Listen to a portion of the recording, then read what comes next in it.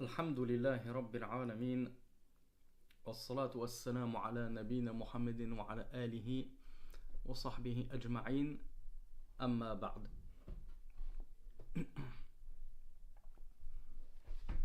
Donc nous arrivons à notre officiellement dernier cours sur les 99 noms divins d'Allah subhanahu wa ta'ala rapportés par Sheikh Ibn Uthaymin, composés sous forme de poèmes par le Sheikha Kamil al-Kouari hafidhahullah, et expliqués par le Sheikh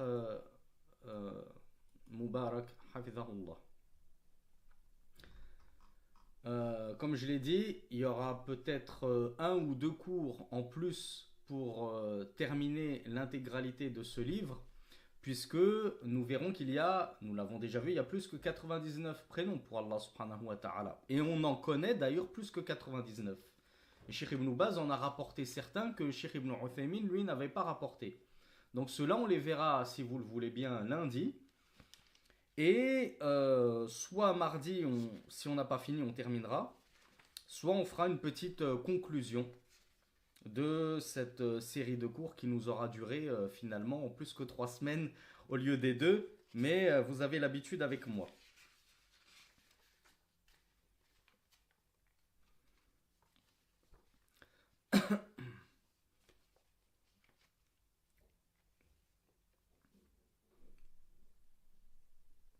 Alors pour vos questions les frères et sœurs, Inch'Allah, à la fin, je me ferai un plaisir de les traiter parce que on sera en week-end.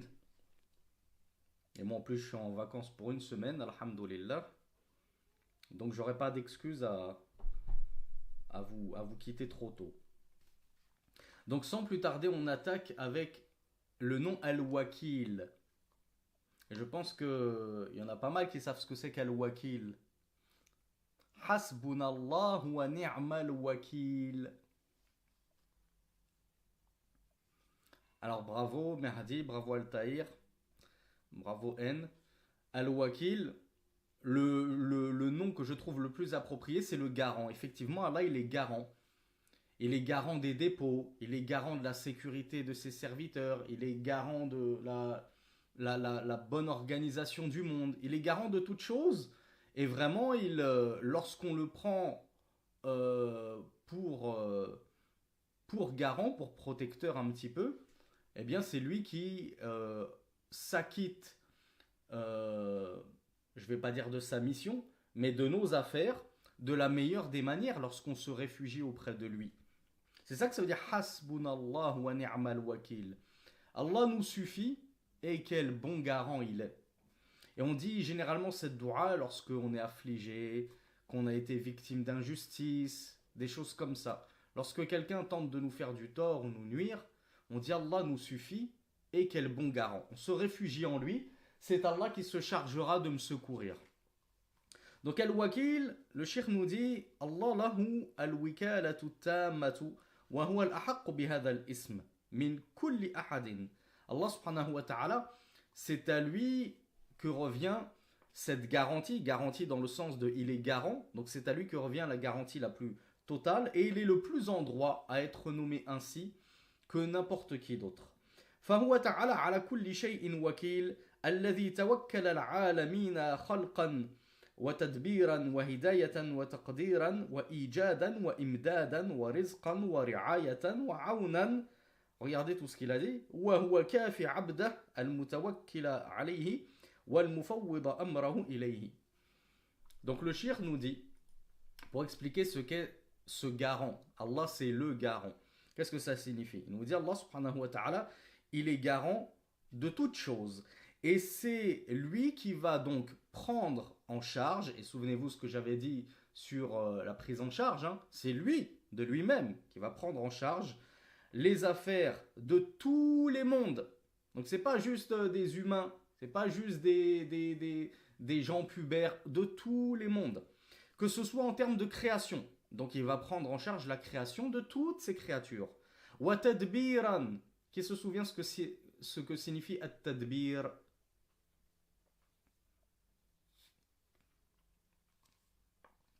At-tadbir, c'est l'organisation. Allah subhanahu wa ta'ala, c'est lui qui organise, qui agence le monde, l'univers, nos affaires. Wa hidayatan, c'est lui qui va être garant de notre guidée. Wa ijadan, c'est lui qui va susciter de nouvelles créatures, de nouvelles choses dans nos vies. Wa imdadan, c'est lui qui va développer, augmenter, rajouter. Wa rizqan, c'est lui qui est l'excellent garant concernant notre subsistance. Donc on s'en remet pleinement à lui lorsqu'il s'agit de notre subsistance. Wa ri'ayatan wa aunan, et ainsi de suite.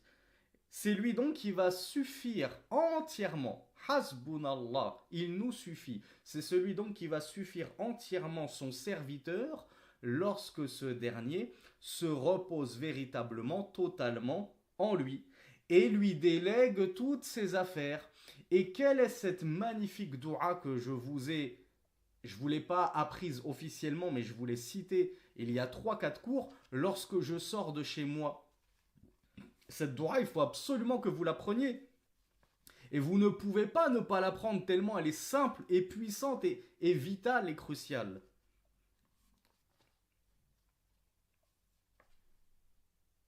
Alors, Altaïr et Mouad, c'est bon, mais elle est incomplète. Je ne sais pas si c'est parce que vous vouliez juste montrer que vous aviez la bonne réponse, mais il reste une chose à apporter à la fin. Bravo Merdi. Bravo. Bismillah. Tawakkaltu ala Allah. Wala hawla wala quwwata illa billah. Au nom d'Allah. Tawakkaltu ala Allah, qu'est-ce que ça veut dire? Je me repose entièrement en Allah. Je place toutes mes affaires en Allah subhanahu wa ta'ala. Et il y a deux capacités de se mouvoir, de changement et de force qu'en Allah subhanahu wa ta'ala. C'est-à-dire que nulle feuille ne s'agitera sous mon nez, alors a fortiori un bus qui viendrait me foncer dessus, si ce n'est par la puissance d'Allah subhanahu wa ta'ala. Donc je place toute ma confiance en Allah, il ne m'arrivera que ce qu'il m'a décrété. Donc Allah c'est Al-Wakil, le garant qui va garantir la bonne tenue de nos affaires et sur lequel on va pouvoir s'appuyer, se confier, se reposer. Ensuite, Al-Mu'ati. Ah là, c'est trop facile. Là. On n'aura même pas besoin de trop détailler. Al-Mu'ati. Bravo. Al-Mu'ati, ça vient de A'ata yu'ati. Celui qui donne. Donc vous le traduisez comme ça vous amuse. Le donateur, celui qui donne.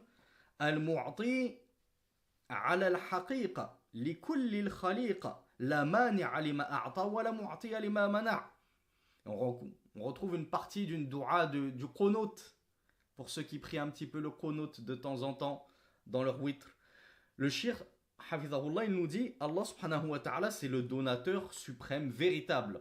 En réalité, il n'y a de dons que par Allah subhanahu wa ta'ala. Ce que je dis toujours à mes enfants, c'est que les cadeaux que je vous fais, quand je vous offre ceci, quand je vous fais cela, en réalité, c'est un cadeau d'Allah.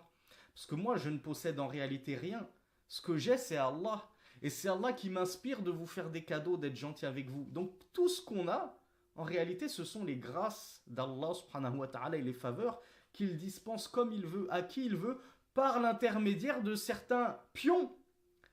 Ces pions qu'on appelle des asbab, des causes. Nous ne sommes que des causes. Donc Allah subhanahu wa ta'ala, c'est vraiment le donateur par excellence, qui donne à toutes ces créatures. Hein. C'est pas juste les hommes. Il donne aux djinns, il donne aux animaux, il donne aux anges, il donne à tout. Il n'y a donc personne qui peut retenir et empêcher ce qu'Allah subhanahu wa ta'ala a décidé de donner. De la même façon qu'il n'y a personne qui pourrait donner ce qu'Allah azza wa jal a décidé de priver et d'empêcher et de ne pas donner. Et comme on l'avait vu, les dons d'Allah, ces cadeaux, n'ont aucune limite. Il donne sans compter comme il veut à qui il veut. Ils ne sont pas délimités, ils ne sont pas restreints par la moindre restriction. Du fait de la perfection de sa générosité. وهو تعالى يعطي من يستحق العطاء ويمنع من لا يستحق إلا المنع. Et Allah, c'est celui qui va donner à celui qui mérite qu'on lui donne, et il va priver à celui qui mérite d'être privé. Ça, c'est la règle générale. Tu mérites qu'on te donne pas, Allah, il va pas te donner. Tu œuvres en bien, tu es quelqu'un de pieux, tu fais des efforts, tu mérites qu'Allah te donne. Mais est-ce que l'inverse peut arriver parfois? Moi, je mérite qu'Allah il me donne, mais Allah, il me donne toujours pas. Ça fait des mois et des mois que j'attends. Et à contrario, un tel, c'est un kafir. Il croit même pas en Allah. Comment ça se fait qu'Allah il lui a donné la richesse, la gloire, les femmes, les voitures, des enfants, etc. Bah oui, il se peut que cela arrive. Et même ça arrive bien souvent. Mais pour une sagesse qui parfois et bien souvent nous échappe. Il y a toujours une sagesse dans les décisions d'Allah, ne l'oubliez jamais. Ensuite, Al-Jawad. Alors vous vous souvenez ce qu'on avait vu durant le tout premier cours, Al-Jawad, Sheikh Al-Usaymi, Hafidhahullah, nous a dit que ce n'était pas authentiquement attribuable imputable à Allah subhanahu wa ta'ala, mais on voit que le Sheikh l'a quand même mentionné parmi les noms d'Allah, Al-Jawad. Et il y a des savants qui voient que on ne peut pas le classer parmi les noms d'Allah subhanahu wa ta'ala. Qui qui se souvient de ce qu'on avait dit sur Al-Jawad? Alors je vous aide, ça ressemble beaucoup au nom qu'on vient juste de voir, Al-Mu'ti. Et on reconnaît, pour ceux qui ont un petit peu la langue arabe, qui parmi vous a un petit peu de langue arabe, là, qui baragouine un peu, et qui va nous sortir, qui va nous extraire la racine primaire. Bravo Altaïr, très bien. Al-Jawad, ça vient d'Al-Joud. C'est quoi Al-Joud? Ben, c'est la générosité. Donc Al-Jawad huwa kathiru al-ata alladhi amma bi judihi jami' al-kainat wa mala'aha min karamihi wa fadlihi wa ni'amihi al-mutanawwi'a. Donc Al-Jawad, donc on pourrait le traduire comme le très généreux, le grand donateur, c'est celui qui va faire beaucoup de dons de par sa générosité très large, très répandue, très vaste, qui va cerner l'intégralité des créatures. Encore une fois, ça ne concerne pas uniquement les hommes. Il va remplir sa création de sa générosité, de sa grâce, de ses bienfaits, aussi variés et abondants soient-ils. Fala yakhlu makhlouq min ihsanihi tarfata aynin. Il n'y a pas une créature qui soit dépourvue de la bienfaisance d'Allah subhanahu wa ta'ala vis-à-vis d'elle. Comme on l'a dit, même les plantes reçoivent la bienfaisance d'Allah subhanahu wa ta'ala, ne serait-ce que lorsqu'il leur fait tomber la pluie pour les alimenter.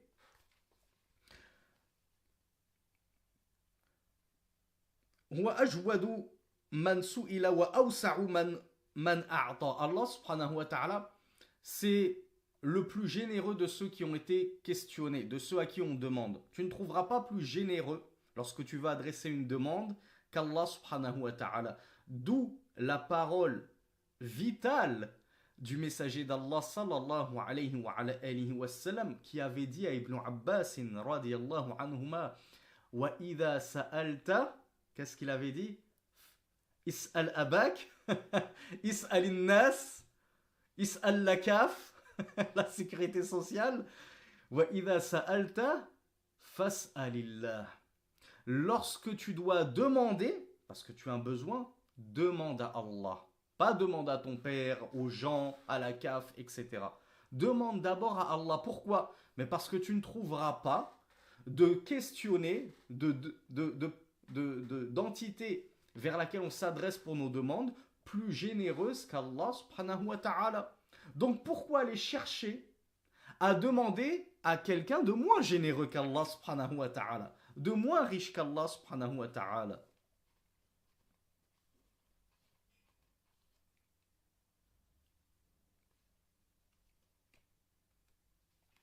Alors, le nom suivant, impossible que la moindre personne d'entre vous l'ignore. Al-Jamil. Qu'est-ce que Al-Jamil?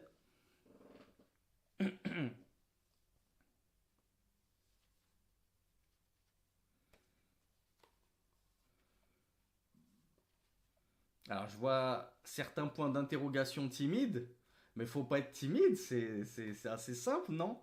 Le pire, c'est que vous avez la bonne réponse. Al-Jamil, le beau. Bah oui, mais bien sûr qu'Allah, il est beau. C'est même le plus beau. Il n'y a pas plus beau qu'Allah. C'est la beauté suprême, Allah. Souvenez-vous ce que je vous disais lorsqu'on sera au paradis, au début, et qu'on croira avoir découvert au paradis ce qu'il y avait de plus beau et de plus magnifique, et que notre bienfait était à son apogée, et qu'Allah va ôter son voile pour se montrer à nous. C'est là qu'on comprendra qu'en fait, il n'y a rien de plus délicieux à se délecter que la vision de notre Seigneur. Encore plus que la vision de nos houris et de nos femmes au paradis. Al-Jamil, donc le beau. Allah subhanahu wa ta'ala, lahul jamal kullu. À Allah subhanahu wa ta'ala appartient toute la beauté. Petite interrogation surprise. Qui était le plus beau de tous les hommes?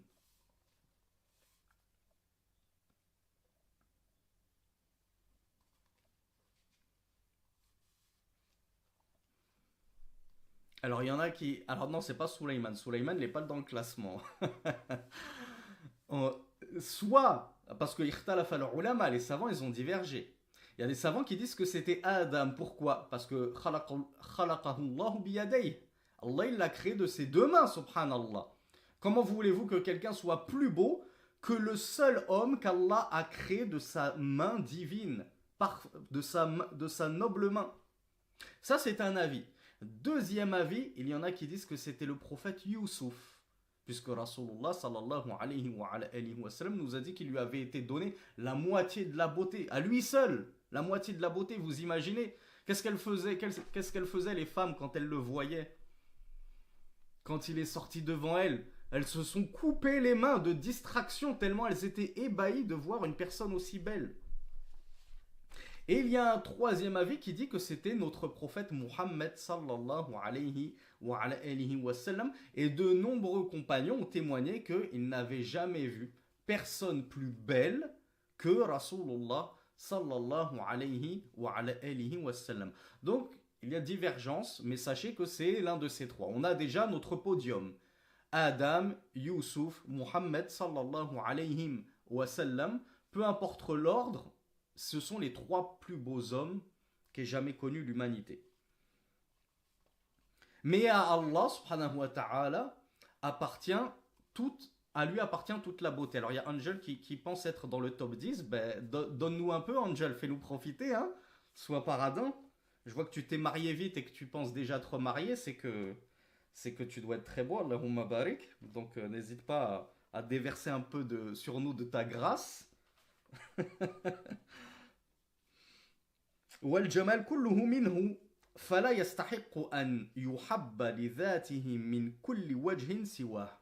Et la beauté, ben, elle provient d'Allah, puisque Allah appartient toute la beauté. Ben, la beauté, Allah, il la donne à qui il veut. Et Angel, la beauté, il la reprend à qui il veut. Tu es beau aujourd'hui, demain, accident, tu es défiguré, ta beauté, même moi, je serais plus beau que toi. Ah, il faut le faire. Donc ne fais pas le fanfaron. Parce que la beauté, il peut la reprendre très vite. On vieillit vite, on prend du poids, des accidents, des maladies. Et puis également, l'œil de l'homme. L'œil de l'homme se rassasie vite. Un homme trouve une femme belle et puis à force de la regarder, il finit par se dire, bon, au final, elle est quelconque. C'est pas non plus... Et pareil pour les sœurs.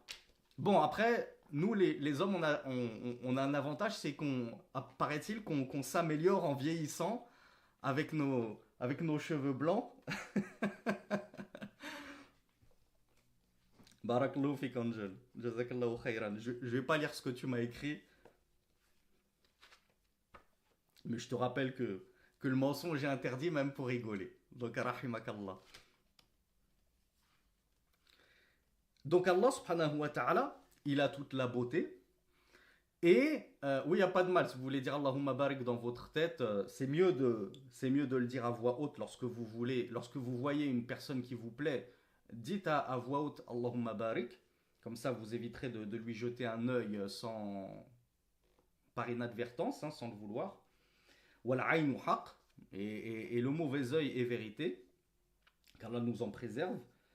Donc la beauté tout entière appartient à Allah, elle émane de lui, c'est lui qui la donne à qui il veut, et il la reprend à qui il veut. Voilà pourquoi je sens que ça va encore complètement bifurquer sur le sujet du mariage dans la série de questions-réponses. Mais je vous ai toujours dit, mes frères et mes sœurs, ne misez pas tout sur le critère physique. On est d'accord, ça va disparaître un jour. On se marie pour, Inch'Allah, finir ensemble, vieillir ensemble, mourir ensemble et se rejoindre au paradis ensemble. Et dans 20 ans, 30 ans, il restera plus grand-chose. Donc ne misez pas tout. Si ton prétendant est beau, ben, tant mieux pour toi. Alhamdoulilah, loue Allah. Que demander de plus que la piété et la beauté? S'il n'est pas repoussant, qu'il a son charme, etc., ne passe pas à côté, tu pourrais le regretter.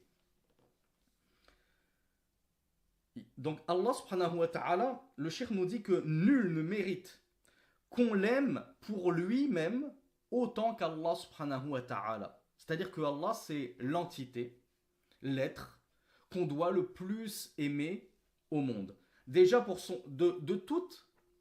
tous les aspects, et entre autres pour son immense beauté. وَهُوَ الْجَمِيلِ لِذَاتِهِ وَأَسْمَائِهِ وَصِفَاتِهِ. Allah subhanahu wa ta'ala, il est très beau dans son être. Il est très beau dans son nom, d'où les asma al-husna, pour ceux qui auraient osé oublier ce que signifie al-asma ou al-husna. C'est ça al-husn. Al-husn, c'est la beauté. À lui appartient les noms les plus beaux. Donc même ces noms, Allah il est tellement beau que même ces noms ils sont beaux. Ce sont même les plus beaux. Tu pourras pas trouver de noms plus beaux que les noms d'Allah. Ses attributs, doit-on vraiment en parler? Les plus beaux attributs de perfection. Wa af'alihi, même ses agissements, ses actes, ils sont beaux à Allah subhanahu wa ta'ala. Fala yumkinu li makhlouqin an yu'abbira an ba'd jamali dhatihi. Il n'est donc pas possible pour une créature de pouvoir exprimer ne serait-ce qu'un tant soit peu la beauté d'Allah. Elle est tellement suprême qu'elle dépasse l'entendement. Impossible de décrire comment est la beauté d'Allah subhanahu wa ta'ala.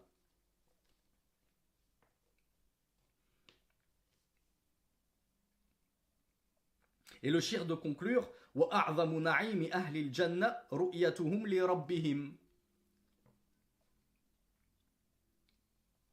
Donc il y a une sœur qui me demande de répéter la phrase nul ne mérite qu'on l'aime pour lui-même. Non, c'est pas ça. Nul ne mérite d'être aimé autant qu'Allah subhanahu wa ta'ala. Nul ne mérite qu'on l'aime pour lui-même, c'est-à-dire nul, rien ni personne ne mérite qu'on l'aime pour lui-même autant qu'on aime Allah subhanahu wa ta'ala. Lui, Allah, on l'aime pour lui-même, pour son être, pour ses attributs de perfection, etc. Et donc, comme je le disais, tous en cœur, le plus grand des délices, lequel est-il? Tout monde confondu, bas monde, au-delà, quel est le délice ultime?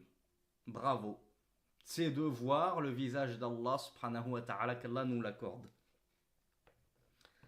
Alors on passe au dernier vers, walillahi alhamd. Enfin on touche au but. Anta al-qarib wal-mujib as-samadu wal-witr wal-rabb wal-ra'uf as-sayyidu. Donc al-qarib. Al-qarib, bravo Roney.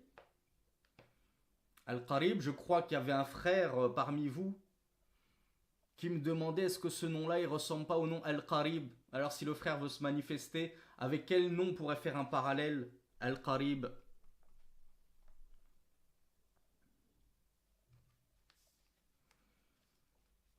Bon, je vais vous aider parce que vous êtes fatigué. Al-Qarib, celui qui est très proche. Bravo Al-Tahir. Qui d'autre qu'Al-Tahir va nous donner le nom qui ressemble? Bravo Abdallah. Qui est le troisième qui veut monter sur le podium?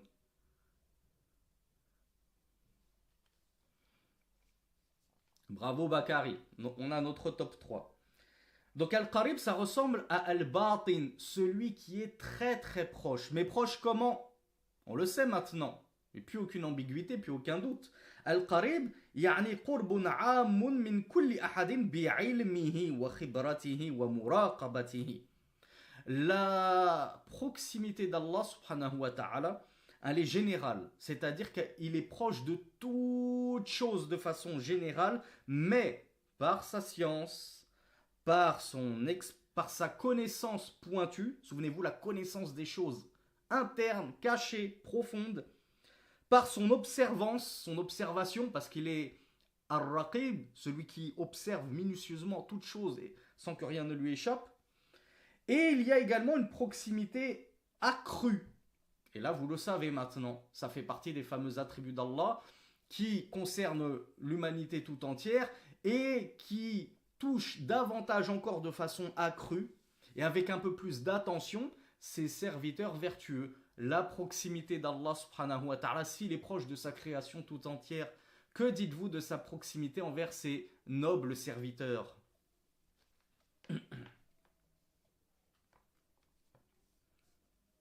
Donc Allah subhanahu wa ta'ala, il a une proximité toute particulière envers ses adorateurs, ceux qui lui font des doigts, qui le questionnent, qui lui demandent, ceux qui l'aiment, ceux qui aiment Allah. وهذا الاسم يدل على كمال قربه تعالى ومعيته لكل أحد وهو مستو على عرشه الذي فوق جميع خلقه. Ce nom-là, Al-Qarib, il va indiquer qu'Allah subhanahu wa ta'ala est très proche de sa création, quand bien même il s'est élevé au-dessus de son trône. Et l'un n'empêche pas l'autre vis-à-vis d'Allah. On ne va pas appliquer notre référentiel terrestre à nous. Ah oui, mais moi, c'est pas possible. Quand je suis assis sur ma chaise, eh ben, je peux pas être proche de tel... de mon fils qui est à l'autre bout de la pièce. Oui, mais ça, c'est parce que ton élévation à toi et ta proximité à toi, ce sont des attributs humains. Pourquoi tu veux les appliquer sur Allah subhanahu wa ta'ala? Donc Allah Azza wa Jal, lorsqu'on va parler de proximité, c'est une proximité qui sied à sa majesté, à sa grandeur. Il est proche de sa création tout en étant bien élevé au-dessus de son trône. Et c'est ça qui est beau. Et en arabe, elle est très très belle cette phrase. Et le cheikh poursuit, il nous dit, il est au-dessus de toutes ces créatures. فَهُوَ عَلِيٌّ فِي دُنُوِّهِ قَرِيبٌ فِي عُلُوِّهِ. Pour les demi-arabophones d'entre vous, si vous voulez la noter, j'aime beaucoup cette phrase, moi.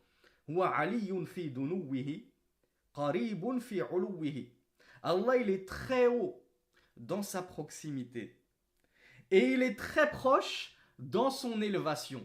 Deux antagonistes qui se marient parfaitement lorsque l'on parle d'Allah subhanahu wa ta'ala, sans qu'il n'y ait nulle contradiction, puisque il n'y a pas de contradiction pour Allah subhanahu wa ta'ala. Wa ala kulli shay'in qadir, il est capable de toutes choses.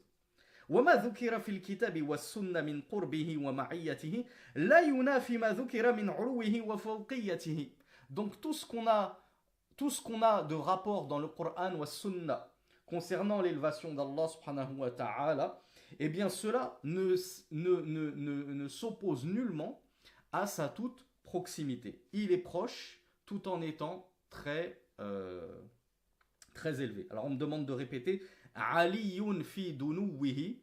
Il est très élevé dans sa proximité. Wa qaribun fi uluwihi. Et il est très proche dans son élévation. C'est ce qu'on appelle un oxymore en français, n'est-ce pas, les grands lettrés d'entre vous, là, les fans de Hobbes et je sais plus qui.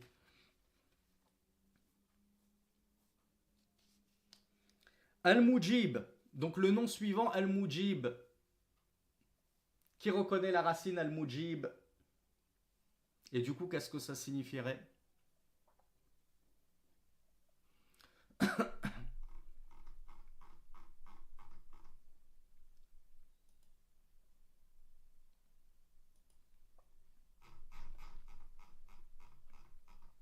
Ah bah bravo, c'était assez simple. Celui qui répond.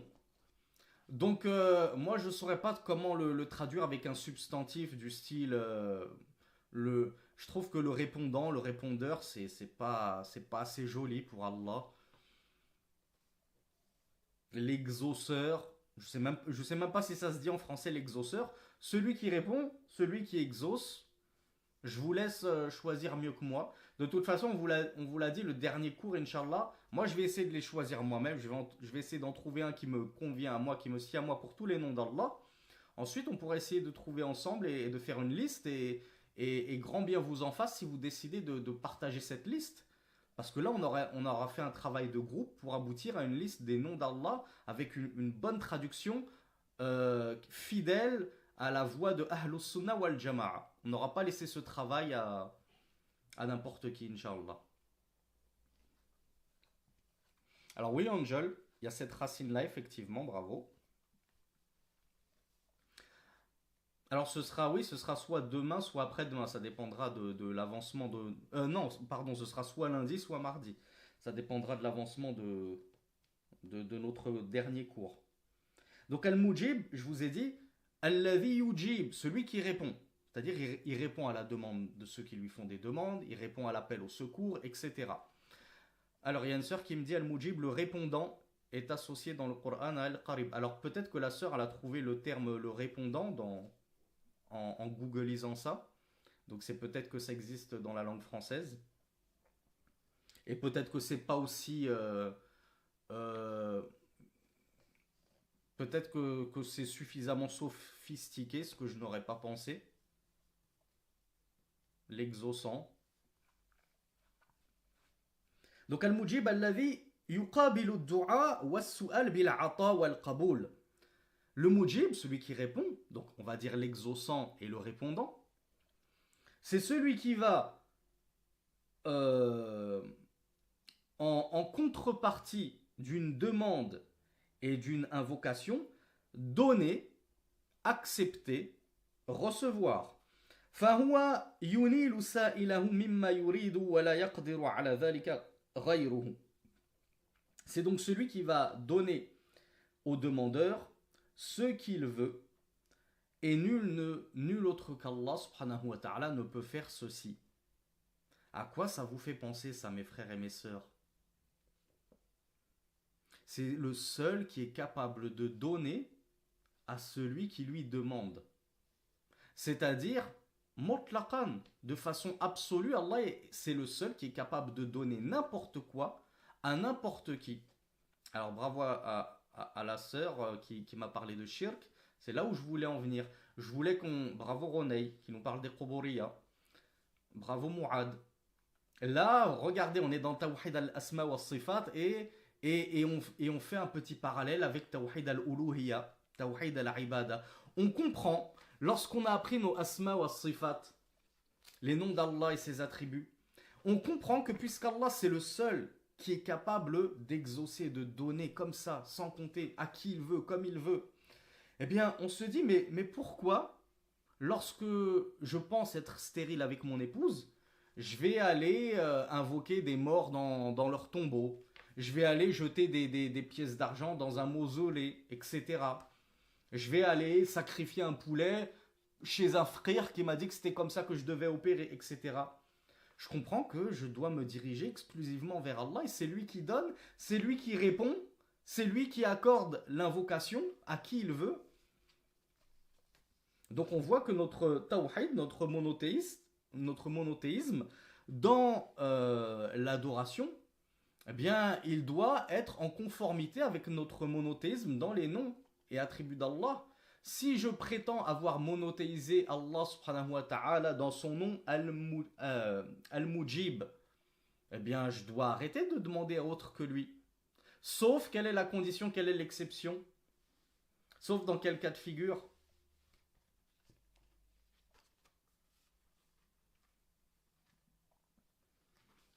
Voilà. Sauf si la personne est effectivement, réellement capable de m'aider.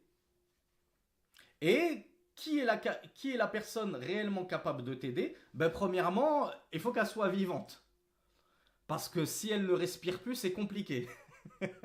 Si elle n'est même pas capable de respirer l'eau le dioxyde d'azote qu'il y a autour d'elle, elle risque pas de pouvoir te donner le moindre coup de main. Donc déjà, il faut qu'elle soit vivante. Et deuxièmement, il faut qu'elle ait aussi la capacité. Parce que tu vas me dire, ouais, ben moi, j'ai invoqué mon gourou et il est en Algérie. Et moi, je suis en France. Mais je sais que si je lui fais une doua par télépathie, il est capable de m'entendre et de m'exaucer. Ben ouais, il est vivant, c'est bien. Première condition remplie.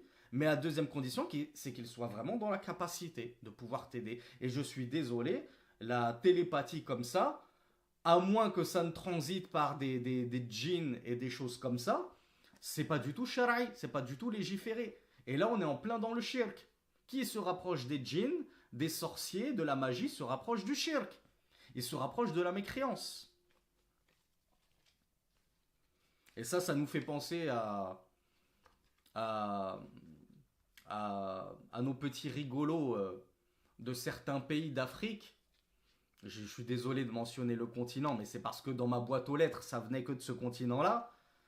Et Mamadou Bolagola, je sais pas quoi, qui répare les PC à distance, qui répare les cœurs brisés à distance, moyennant seulement 50 euros, tarif imbattable, ça fait peur. Ce qui fait peur, c'est même pas qu'il existe des charlatans comme ça.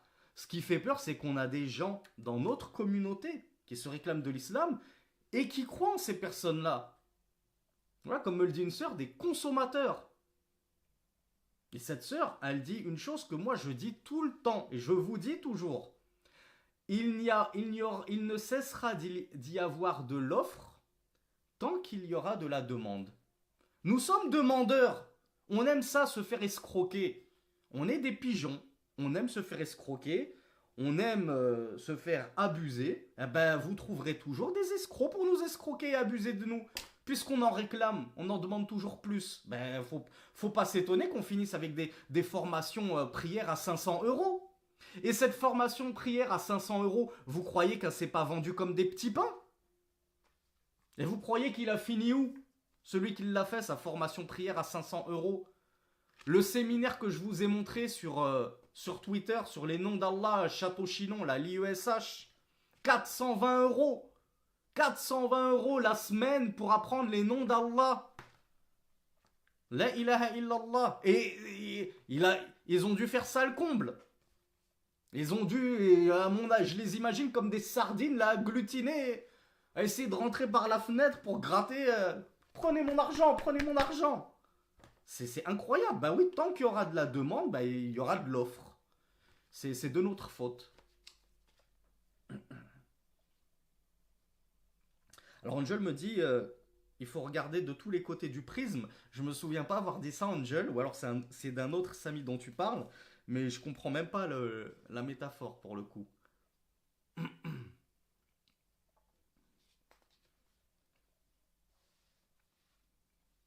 Donc Allah subhanahu wa ta'ala, c'est Al-Mujib le répondant, c'est Alladhi yujibu al-muttarra idha da'ah. Allah c'est le seul qui est capable d'exaucer le contraint, celui qui est acculé dans l'oppression la plus totale lorsqu'il le supplie. وَيَكْشِفُ السُّوءَ وَيَغِيث الْمَلْهُوفِ إِذَا نَادَى. Donc Allah c'est le seul qui est capable de dissiper l'angoisse, le mal, l'affliction et de délivrer les angoissés lorsqu'il l'appelle. Nul autre que lui n'est capable de faire cela. Et souvenez-vous l'anecdote que nous avait cité le Cheikh Abdurrazaq al-Badr et qu'on avait cité dans une série de cours précédentes par rapport à la personne sur le bateau, etc. On passe à l'un des noms les plus grandioses d'Allah subhanahu wa ta'ala, souvent difficilement traduisible et compréhensible, As-Samad. Un nom que peut-être vous récitez chaque jour, sans même le savoir. Alors il y a une sœur qui avait déjà préparé la réponse depuis longtemps, ça se sent là. J'ai une grosse phrase qui a déboulé sur mon écran direct. Alors la sœur elle m'a dit, As-Samad c'est celui qui se suffit à lui-même, il n'a besoin de rien ni personne, mais nous avons besoin de lui à chaque instant. Ben, c'est bien, la sœur elle a bien appris sa leçon, on ne peut pas faire plus éloquent que ça et plus complet que ça. Allahumma barik. Ça, c'est notamment la définition de Cheikh Ibn Baz, rahimahullah. Il nous a expliqué qu'As-Samad, c'est celui dont toute chose a besoin, toute chose est tributaire, tandis que lui n'a besoin de rien ni personne, et il n'est tributaire de rien ni personne. Et je crois qu'il y a Dhun Nurayn qui me l'a traduit ainsi, et c'est parfois la traduction qu'on trouve dans certains Qur'an, notamment dans la traduction de Surat Al-Ikhlas, on trouve le transcendant. Alors, lorsqu'on revient à la langue française, les dictionnaires en français nous expliquent que le transcendant, c'est celui qui s'est élevé au-dessus de la moyenne. Alors, moi, dans mon esprit, la transcendance, c'était une élévation très, très haute au-dessus de la moyenne. Mais si on regarde le Larousse et qu'on se contente de celui qui s'est élevé au-dessus de la moyenne, Alors je pourrais dire que celui qui a 14 sur 20, il a transcendé son examen parce qu'il s'est élevé au-dessus de la moyenne. Or, Allah subhanahu wa ta'ala, c'est pas 14 sur 20. C'est un milliard de milliards de milliards de milliards sur 20. Ce n'est pas quantifiable, ce n'est pas... on est d'accord. Allah subhanahu wa ta'ala, on ne pourrait même pas évaluer sa transcendance. Donc je ne sais pas au final si le terme transcendant reflète à sa juste valeur l'immensité d'Allah subhanahu wa ta'ala vis-à-vis de ses créatures. Et à quel point il est très élevé par rapport à ses créatures. Donc oui, il y a une sœur qui me dit qu'elle a trouvé celui qui s'élève au-dessus des autres par rapport au transcendant. Et c'est ce que je disais, j'estime que moi, si je m'élève au-dessus de mon fils sur la table, je donne un exemple tout bête, lui il est assis, moi je me lève sur la table, ben, je vais dire je me suis élevé au-dessus de mon fils. Mais j'estime que c'est pas de la transcendance. Wallahu a'lam. En tout cas, il vaut mieux, je vous le dis toujours, traduire c'est trahir. Et faire comme la première sœur nous l'avait dit en faisant une phrase complète et en disant c'est celui dont tout et tout le monde a besoin, tandis que lui n'a besoin de personne. C'est vraiment la meilleure chose qu'on puisse dire. Maintenant, le cheikh, Hafidhahullah, il nous a apporté une autre définition. Là, il n'y a plus forcément la notion de besoin. À la limite, ça se rapprocherait de cette définition française qui signifie s'élever au-dessus de. Donc, on voit qu'on s'élève comme ça. Alors, une sœur qui me dit, il y a un tafsir qui dit c'est celui qui n'a pas de ventre. Allahu a'lam. Le cheikh nous a dit As-Sayyid alladhi qad kamula fi su'ududihi والشريف الذي قد كمل في شرفه والعظيم الذي قد كمل في عظمته والحليم الذي قد كمل في حلمه والغني الذي قد كمل في غناه والجبار الذي قد كمل في جبروته والعالم الذي قد كمل في علمه والحكيم الذي قد كمل في حكمته وهو الذي قد كمل في أنواع الشرف والسؤدد وهو الله سبحانه وتعالى هذه صفته لا تنبغي إلا له وهو الذي يصمد إليه عباده بالدعاء والطلب وهو الذي تقصده الخلائق كلها. Je m'excuse pour ce long passage en arabe parce que le shir, en fait, il a voulu citer plein d'exemples.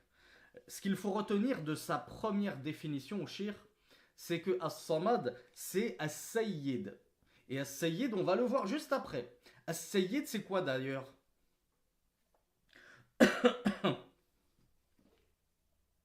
Bravo, As-Sayyid, c'est le maître. On est d'accord. Donc, Allah subhanahu wa ta'ala, c'est As-Sayyid, c'est le maître dont la maîtrise, maîtrise qui provient de maître. Je maîtrise quelque chose, je suis maître en la matière. Donc, c'est le maître dont la maîtrise a atteint la perfection. Dont le prestige, Allah il est prestigieux, dont le prestige a atteint le paroxysme, dont l'immensité a atteint son apogée, dont la tendresse a atteint son apogée, dont la richesse a atteint son paroxysme, dont la puissance a atteint son apogée, dont la science a atteint son apogée. Et le cheikh a détaillé comme ça plein de caractéristiques d'Allah subhanahu wa ta'ala pour nous dire As-Samad, c'est ça, c'est le maître qui a atteint l'apogée dans toute chose, dans tous ses attributs. Et ça nous fait penser à un autre nom d'Allah subhanahu wa ta'ala que nous avons vu.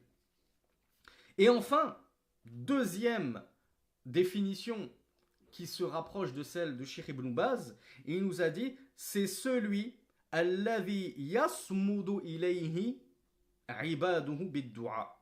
Qu'est-ce que ça veut dire dans la langue arabe samada yasmudu? Alors là, s'il y en a un seul qui le sait, il finit direct champion de la série de cours et il dépasse tout le monde. Même sur le fil du rasoir à l'issue de la dernière semaine. Alors, quelqu'un veut tenter le coup, sans chat GPT bien sûr. Samada yasmudu. Alors, honnêtement, il y a plusieurs sens dans la langue arabe. Une fois n'est pas coutume. Un mot en langue arabe et un verbe peut désigner plusieurs sens. Ici, le contexte... Yasmudu ilayhi al-khala'iq par exemple, ça veut dire yaqsiduhu. Et si je vous dis yaqsiduhu, peut-être que ça vous parle davantage. Huwa alladhi yaqsiduhu ibaduhu. C'est celui vers lequel se dirigent ses serviteurs, ses créatures. Donc, As-Samad, huwa alladhi yasmudu ilayhi jami'ul khalq. C'est celui vers lequel se dirigent donc toutes ces créatures pour lui demander leur rizq, pour lui demander la subsistance, pour lui demander des du'as, des invocations, et ainsi de suite. Et là, on retrouve le sens qu'avait donné Cheikh Ibn Baz rahimahullah quand il a dit c'est celui dont tout le monde a besoin, donc on se dirige vers lui pour lui exprimer nos besoins, et lui n'a besoin de personne, il se passe allègrement des mondes. Alors Altaïr nous parle d'indispensable, c'est très joli Altaïr. J'avais jamais pensé, tu vois. Barakallahu fik, parce que c'est très bien ça, l'indispensable. Je trouve que c'est bien mieux que le transcendant. Ça reflète bien mieux As-Samad que le transcendant. Alors Allah, c'est Al-Witr. Alors on m'a parlé d'absolu. Allah, c'est l'absolu. Ça peut être bon l'absolu selon la première définition qu'on a vue, c'est-à-dire qu'il a atteint dans toutes ses caractéristiques l'absolu, le plus haut niveau. Donc ça peut aussi être pas mal l'absolu. Donc Al-Witr, vous le savez tous puisque vous le priez tous en tant qu'élève très pieux que vous êtes. Et d'ailleurs, je me permets de vous féliciter parce que franchement, je suis fier de vous. Et vous savez que je ne suis pas avare en compliments envers les gens qui les méritent. Seulement, y a-t-il encore des gens qui les méritent, les compliments sur Terre? Et on est à la 3e semaine et vous êtes encore 48, il est 21h21. Et franchement, je suis impressionné. Je vous dis la vérité. On a commencé, vous avez vu, pendant les 3 premiers cours, on était bloqué. On ne pouvait même pas dépasser les 100 élèves. On retransmettait sur TikTok. On était 70 ou plus sur TikTok. Ça veut dire qu'on était peut-être probablement 200 à peu près. Et je m'étais dit, comme d'habitude, on va finir avec 20 estropiés, 20 survivants, 20 rescapés de la guerre d'Indochine. Et c'est incroyable, vous êtes 49. Il y a quelqu'un ça, il a entendu que je faisais des compliments, il est revenu. On était 48 il y a 30 secondes. Il est revenu pour gratter son compliment. Voilà, ça augmente, on est 50. Il se passe quoi là? Je vais parler de mariage, on va finir à 400. Mais donc, je termine mon compliment. Franchement, je suis fier de vous parce que. Et vous pouvez être fier de vous. Parce que franchement, ça devient de plus en plus rare les étudiants en sciences qui... Et quand je dis étudiant en sciences, je dis pas celui qui est au pied des savants depuis 30 ans, etc. Je parle de personnes comme vous qui n'ont même pas la langue arabe pour la plupart et qui faites des efforts pour essayer au maximum. On a on a des convertis parmi nous, des anciens juifs, etc. Franchement, c'est un public éclectique qui réchauffe le cœur. Ça fait super plaisir. Donc, barakallahu fikum, qu'Allah vous augmente en sciences. Et je trouve que, alhamdoulilah, Allah il m'a honoré par vous. Il m'a honoré par un public tel que vous et je lui en suis profondément reconnaissant. Pourquoi je dis ça? Parce que je pensais à vous en me disant j'ai un public unique. Allahumma barik, je suis tellement fier d'avoir un public comme ça et pas d'avoir un public de ikhwani qui applaudissent à tout ce qu'on leur dit et qui, dès qu'on leur dit des choses qui ne leur plaisent pas, qu'on leur parle de hijra et des choses comme ça, ah ça y est, toi ta da'wa nous plaît plus, hein, nous on aime que tu nous parles que de mariage et de choses comme ça. Eh bien, j'ai un public unique et Allah subhanahu wa ta'ala, il est al-witr. Donc qu'est-ce que c'est qu'al-witr? Ben, c'est l'impair. Déjà de base, Allah c'est l'impair. Et l'impair, ça renvoie à toutes ces notions d'unicité. Allah, c'est l'un, L'-U-N. C'est l'un, c'est l'unique, c'est le seul, c'est l'impair. Et on le tient ce nom-là d'un hadith où le prophète, alors il y a une sœur qui me parle de singulier, c'est bon aussi le singulier. C'est peut-être même mieux d'ailleurs. Parce que impair, 3 est un chiffre impair. Alors que singulier, on comprend que c'est juste 1. Donc je vais suivre la sœur et je vais dire le singulier. Et on le tient d'un hadith du messager d'Allah sallallahu alayhi wa sallam où le prophète a dit Allah al-witr yuhibbul witr. Allah c'est le singulier et il aime ce qui est singulier, en tout cas il aime ce qui est impair. Parce que là, on va pas dire qu'il y a des choses qui sont singulières comme Allah. Donc il aime l'impair et Allah c'est l'impair, le singulier. D'où notre prière du witr, qui est une prière impaire avec une seule raka'a, une seule unité de prière. Cependant, Cheikh Ibn Uthaymin, rahimahullah, lorsqu'il nous a expliqué ça, il a dit le nom d'Allah, El-Witr, avec El devant, on ne le trouve nulle part, ni dans le Coran, ni dans la Sunna. Or, la règle de base stipule que tout nom qu'on trouve dans le Coran et la Sunna qui est précédé de El, on attribue ce nom-là à Allah subhanahu wa ta'ala. Bien sûr, si c'est une Sunna authentique. Mais sinon, c'est pas forcément un nom d'Allah. Ça peut être un attribut, ça peut être une qualité, sans pour autant qu'on va dire ah ben ça c'est un nom d'Allah. Je vous donne un exemple tout bête. Qu'est-ce qu'on avait dit sur Al-Muqaddim ou Al-Mu'akhir? On a dit Allah subhanahu wa ta'ala, c'est celui qui fait avancer, qui fait reculer. Et moi j'ai extrapolé, j'ai dit, et c'est celui qui élève et qui rabaisse, si vous vous souvenez. Pourquoi j'ai mentionné deux attributs, l'abaissement et l'avancement? Alors que Al-Muqaddim, ça veut juste dire faire avancer. Parce que dans notre playlist-ci, dans notre série de cours-ci, on ne verra pas le nom Ar-Rafi' ou Al-Khafid, celui qui élève et celui qui abaisse. Parce que Cheikh Ibn Uthaymin, rahimahullah, n'a pas jugé que le hadith était authentique.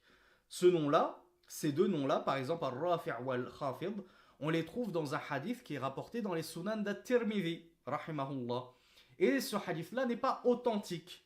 Donc voilà pourquoi il y a des savants qui ont dit, parmi les noms d'Allah, il y a Ar-Rafi' ou Al-Khafid, celui qui élève et celui qui abaisse. Et on a d'autres savants qui ont dit, non, comme le hadith n'est pas authentique, on ne va pas imputer ça au nom divin, et on se contente d'Al-Muqaddim ou Al-Mu'akhir, et ça nous suffit allègrement et largement.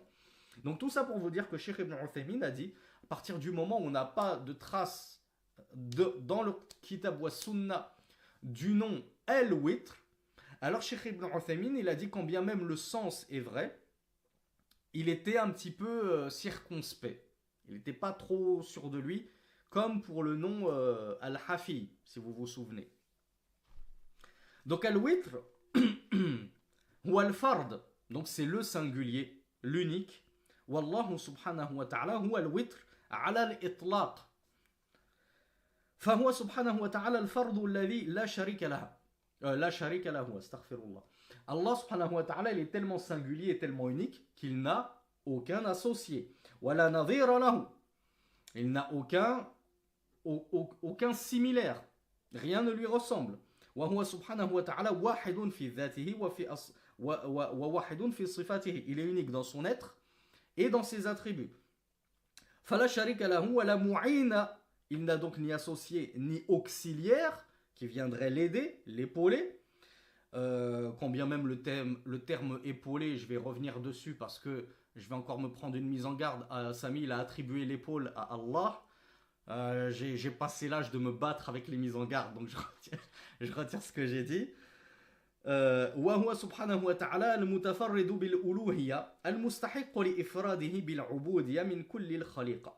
Donc Allah subhanahu wa ta'ala, de par son unicité, de par sa singularité, de par le fait qu'il est al-witr, eh bien, il est singulier et unique et dans son uluhiyya, dans sa divinité, et c'est donc lui qui mérite toute l'adoration. On voit encore que quand on comprend bien les noms d'Allah subhanahu wa ta'ala, Tawhid al-Asma wa Sifat, on ne peut qu'être normalement un véritable monothéiste, fil ibada. On ne peut que concrétiser le monothéisme d'Allah subhanahu wa ta'ala dans al-uluhiyya, dans sa divinité, c'est-à-dire dans nos actes d'adoration. Alors, il nous en manque 3, donc je m'excuse, je vais probablement dépasser l'heure, hein, mais il faut absolument qu'on termine nos 99. Mais ça va aller vite, Inch'Allah.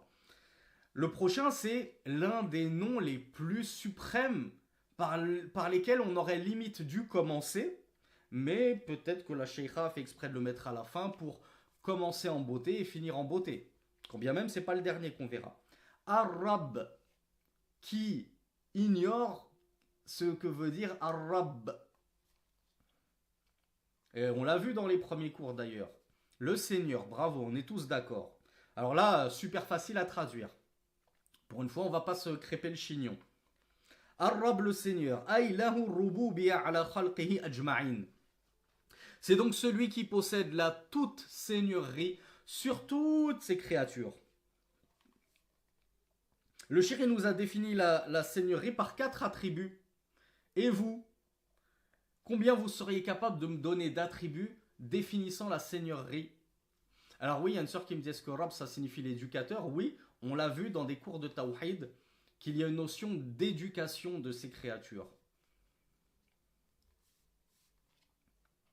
Alors à vous tous, on a nos 6. Ar-Rab, le shir, il nous dit Khalqan, donc c'est celui qui va détenir la seigneurie totale sur ses créatures. En termes de création, donc c'est le seul à créer véritablement.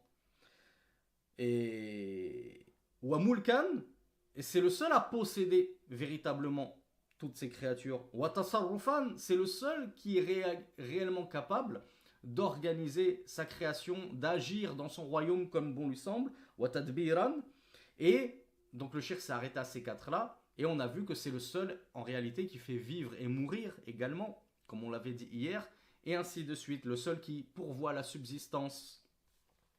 Donc c'est le seul seigneur sans aucun doute possible. وهذا الاسم الجليل يجمع الكثير من صفات الأفعال بل إنه إذا أفرد يتناول في دلالته سائر أسماء الله الحسنى وصفاته العليا ولا يقال الرب مطلقا إلا لله عز وجل ويطلق مضافا له ولغيره. Alors, ceux qui ont entendu en arabe et qui ont compris, vous n'avez pas le droit de jouer. On va laisser les francophones, les non-arabophones, essayer de trouver par eux-mêmes. Le cheikh nous rappelle 2 choses qu'on a déjà dit, je crois, dans la Muqaddima, dans l'introduction, par rapport à Ar-Rab. Ar-Rab, quelle est sa spécificité à ce nom-là? Non, Angel, le cheikh s'arrêtait à 4, je ne sais pas pourquoi, mais il n'y a pas de mal à ne pas à chaque fois détailler à 100% les choses. Bravo Antoine, bravo Ayman, bravo Dhul Nourain, bravo Bakari. Bon, c'est bien, vous en êtes souvenu. Premièrement, le cheikh nous dit que le nom d'Ar-Rab, donc le Seigneur, c'est celui qui va regrouper en lui tous les noms d'Allah. C'est-à-dire que tous les noms d'Allah, subhanahu wa ta'ala, de la même façon que le nom Allah, tous les autres noms que Allah, on peut les regrouper dans Ar-Rab. Ar-Rab, il les contient tous en son sein. C'est ça que le Seigneur, c'est le Créateur, c'est l'Omnipotent, c'est l'Omniscient, c'est le Doux, c'est ceci, c'est cela, c'est le Riche. Ar-Rab, il regroupe tous les noms, à l'exception d'Allah, subhanahu wa ta'ala. Allah, c'est le nom suprême. Ensuite, deuxième caractéristique, est-ce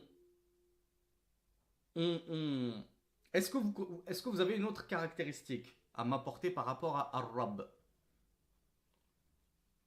Alors je vais vous aider, je vais vous mettre sur la piste. Pensez à ce qu'on avait dit sur la différence entre Allah et Al-Ilah. Qu'est-ce qu'on avait dit?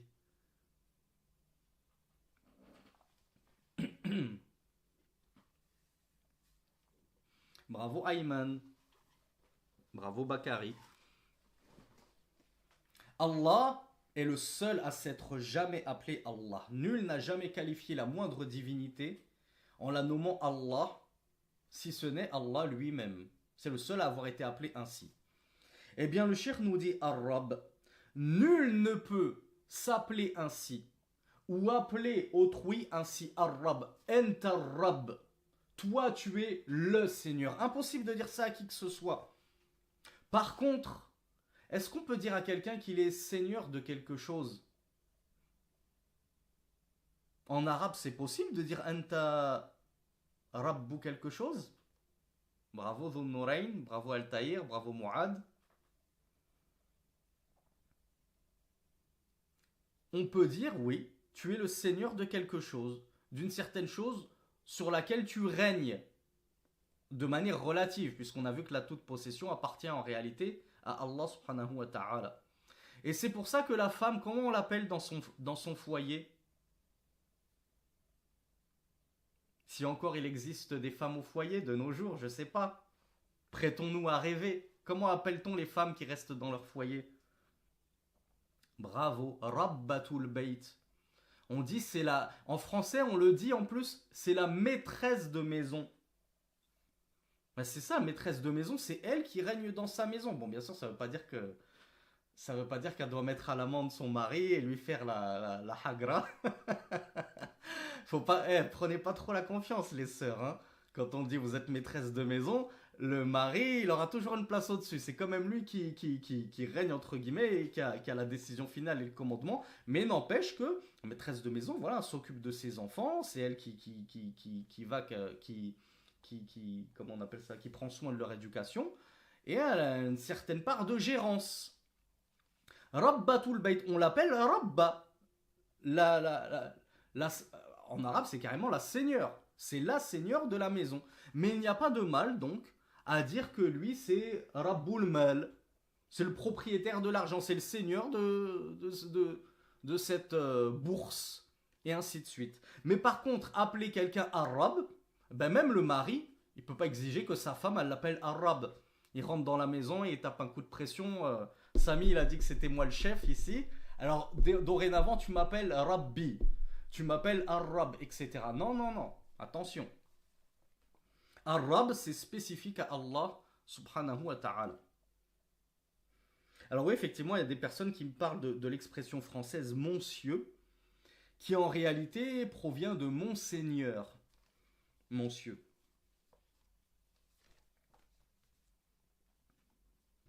Alors, l'avant-dernier nom, Ar-Raouf. Ah, c'est un peu dur là. Là, on corse un petit peu avant de nous quitter. Alors, Bakary nous parle d'indulgent.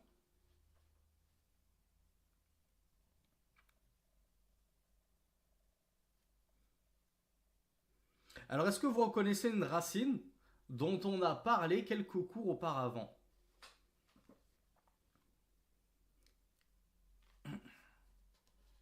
Alors oui, HMA, il nous parle de Rahim, c'est un synonyme justement, on va le voir.